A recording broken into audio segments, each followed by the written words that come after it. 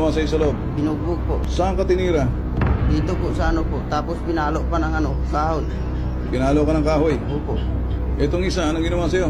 Yung pira lang po. Kinuha niya yung pera. Siya naman. Sinampal niya ako dito at saka dito. Sinong kumuha ng 14,000? Turo mo sa akin. Ito po yung tanda po, sir. Ito. Sino may sabi ng 5-bear house na? Siya po.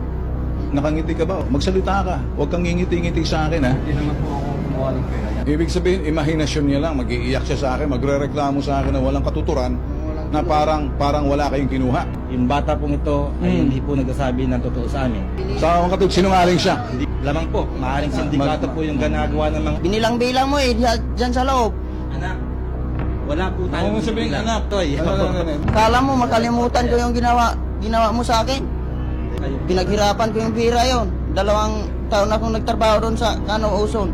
Palagay mo kaya, etong pobre na to lalapit para lang akusahan kayo. Ang sa kanya, makuha lang yung kanyang 14,000, makauwi na sa probinsya. 2 taong pinag-ipunan, ninakaw ninyo. Magnanakaw pa lang mga barangay ninyo dito.